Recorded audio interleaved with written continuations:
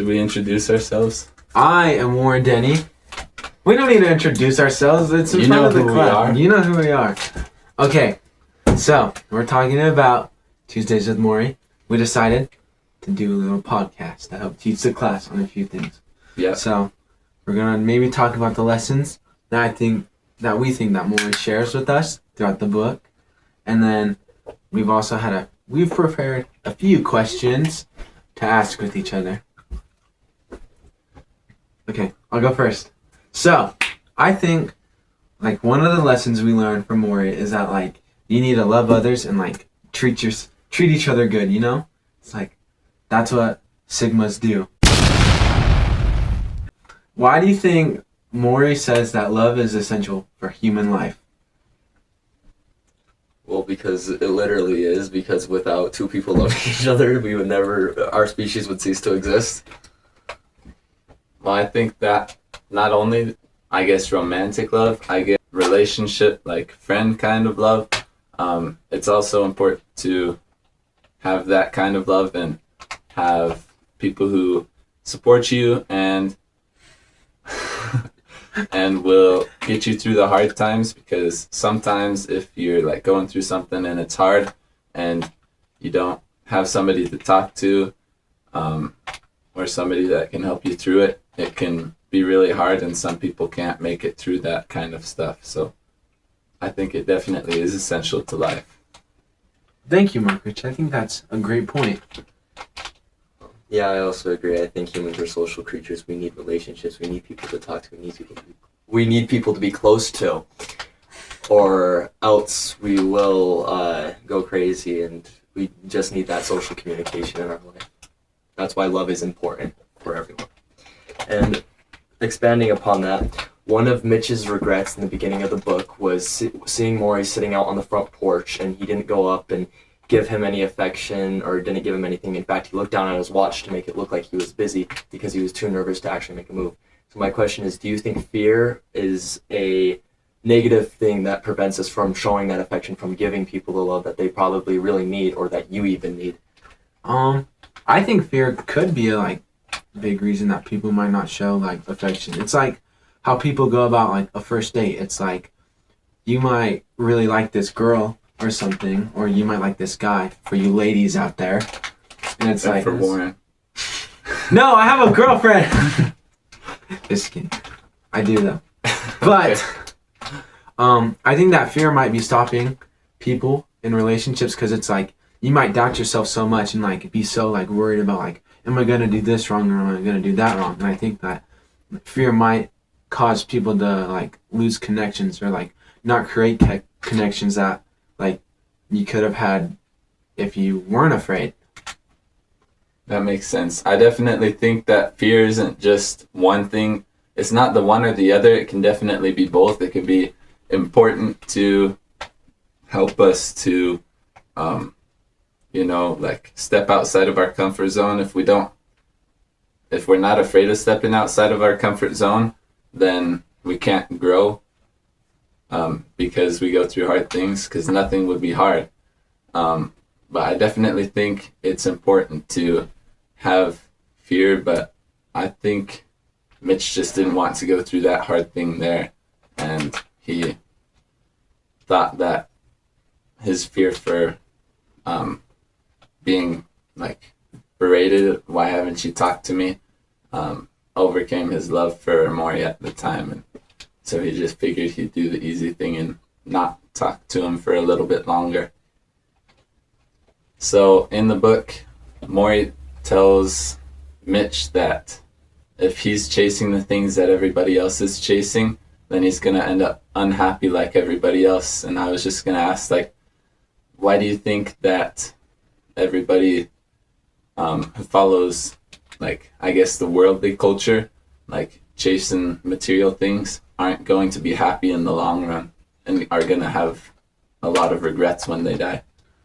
I kind of think what Mitch, or not Mitch, but what Morrie might be saying is I kind of think what Morrie might be saying is we're asking that question is if everyone tries to achieve the same goal, then it's you're not gonna fulfill the things you want to do. And I think it's important that we as people will do things that we want to do because it's fulfilling to us. Because many people, it's like wanting to be rich. Like I feel like, yes, being like rich would make anyone happy.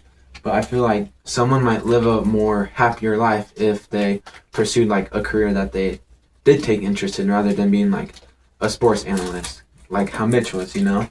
It's like if someone doesn't enjoy that, then they're not gonna enjoy their life, and it'll just be like they'll be doing that to chase societal norms, like just to make lots of money or something. When you could be like, you could want to be like a barber, but barbers might not make as much. So even like if you're willing to make that sacrifice, I think it'd be worth it, you know? I think your question simply boils down to you don't take materialistic things to the grave with you, and that's what really matters at the end of the day, is how many people are going to stand around your deathbed when you're in your final moments, exactly like we see with Morrie. And that's why a lot of people regret their lives, is they chased the material things, and in the end it never even mattered.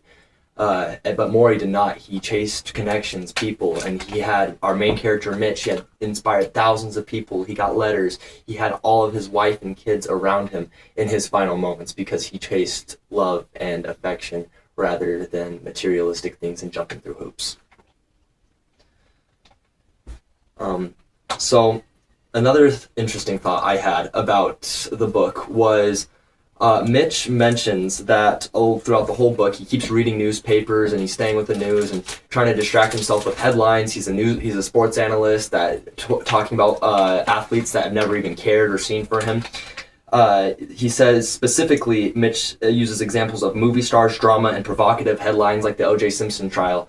Do you think that these are here simply just to like numb out other factors like Morrie's death, or like people will just numb themselves when they face things like Morrie rather than actually face him and come to acceptance like Morrie taught in the book? I think people might do that, and I think they might like focus on other things, trying to block out like negative thoughts. Because it's like, I feel like in many cases we as people do that. Like sometimes when I have a math test coming up, it's like I'll be worried about it, but I'll think about other things, trying to not worry about it so I don't stress, you know? Or it's like if I'm like, when I was first getting my driver's license, I was nervous to take the test, so I didn't think about it, and I like thought of other things, and I did other things that like maybe I should have just accepted the fact, and it was like just kind of prepare myself. And yeah. I want to expand on top of what you said really fast. Morrie throughout the book taught us to let ourselves feel every emotion through, then detach from it. And so I think that's kind of what you were saying there. Yeah. Go ahead, 6-7, Mark Ritchie. So do you think that it's not important to... Do you think it's important to not stress, or is it important to have stress sometimes? Well, I think it is important to have a little bit of stress in our lives, because that like, I think that little bit of worrying like might like remind us that it's still there. Because like when I have a math test coming up and I stress about it, and then I'll think about it, I'll be like, oh, I gotta study, you know. That little bit of stress like could help me like remember to do something. Because if I just forget about it and like just block it out and not worry about it and just accept it, then I might just be like, well, I could do this, but I don't really want to, so I end up not doing what I want to do. So we shouldn't accept all hard things just as they are? I don't know. Maybe some of them we accept, maybe other some things we don't. Maybe some things like we can't accept, you know? Like we gotta accept like if you're like we're all gonna die, so one day I think like we just need to accept that like it's gonna happen. Just like how Morrie was saying, like just gotta learn to accept and live with it. You know? I think there's other things that like are okay to worry about, like I don't know, like if you get in trouble with the law, I think you should stress about that.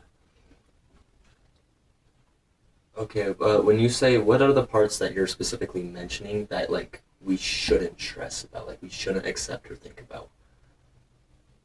Guys, I don't know, I'm scared. Just kidding. I think Dude, that's stress. that's stress. Good point. I think move on to the next question. Okay. All right. One of the lessons is about marriage and how being a parent seems to kind of tie you down and make you seem like you're not going to be able to do the things that you want, and you have to raise this kid and it's going to take up all your time. What do you guys think about that? So I was actually, when I read this book, I was reading it with my grandma, and when we got to that chapter, she kept being like, see, this is why you should get married, because I made it explicitly clear that I never wanted to have kids or marry anyone. And so she was trying to use that as like, you'll never get to experience this. So I was trying to really see it through Morrie's point of view of like why we should or why we shouldn't and what his message was there. And basically what I found was it's just that experience you can't get anywhere else, like he said. And so if you truly do want that, you should strive for it. And if it doesn't benefit your goals, that's also okay. If you want to have children and experience like taking care of another life, like he said in the book, that is absolutely okay if you want to do that. Because a lot of philosophies actually believe that having a child is evil. Because giving life goes through a lot of pain, and like Morrie had to go through, but I disagree with those ideas, and I think it's absolutely acceptable to have a child and experience giving life for another kid, as long as you're responsible enough to do so, obviously. No teen parents out there. Not responsible. Well, some of them it's not their fault, but let's not get into Let's that. not get into that. Cool. My next question is actually really simple. Why do you think Morrie, in his dying state, kept up with the news and read newspapers? Go ahead. I guess it might have been a habit, keeping up with the world, but going into his last few weeks, he stopped having it read to him, stopped reading it, wasn't interested anymore, and Mitch would show him things out of the newspaper because he knew Morrie wasn't interested in the world, and Mitch even asked him, like, why don't you read the newspaper anymore, or something like that. And Morrie's like, do you think it's interesting that I don't care what's happening in the world anymore because I'm not going to be there to see it? I just think that explains it pretty good on like how, if you're not going to be there to, live to something, why care about it? But it's not like that for everything. Like we should always be trying to better the next generation. Like if we're not going to live to see it, why care about it? I don't think that should apply to preparing for the next generation, because if we try and make the next generation a better place, then they can go off what we have, and one day we'll have a really great society where we can look back and feel grateful towards each other and just grow together because of it. Why do you think he read the newspaper?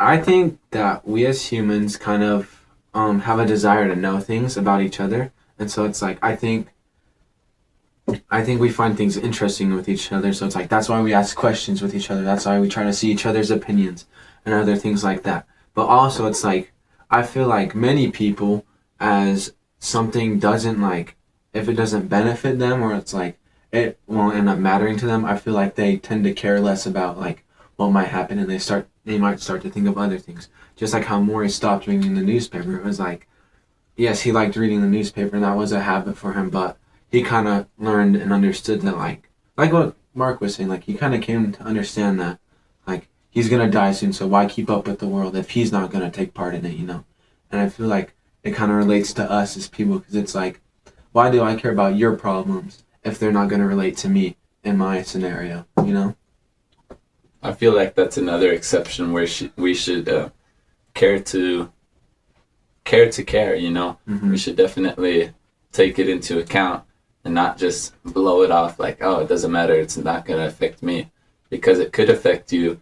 But not only for that reason, we also need to be kind and caring to each other, because, what goes around comes around, and you have to treat people the way that you want to be treated, or else you might have a lot of regrets in life. I think one possibility that came across my mind when I first heard of it, I agree with you guys that eventually he just got too sick and it just didn't matter to him anymore. But another thing is, I think he might have been just trying to forget about his disease by just keeping up with the provocative headlines, but eventually he just realized, yeah, it doesn't matter anymore. And that's why he stopped. Just came to accept what he had. I think Go for it. Yeah. I think that another reason that he stopped reading the newspapers is a lot of the headlines that Mitch was reading on the newspapers were like sad news and news that nobody really needs to, like, you don't need to hear about deaths. It's just, I think they were just there to make him feel, whoever was reading it, feel sad and persuade the reader to like feel a certain way. I don't think that's what newspapers are supposed to be for. They're supposed to like inform you, not just tell you a sad story and help you agree with them. Yeah, I think it definitely, probably Morrie saw it and also realized that he didn't need to keep up with it anymore. And he saw that he was just filling himself with sad stories and he didn't need any more sadness in his life. Question?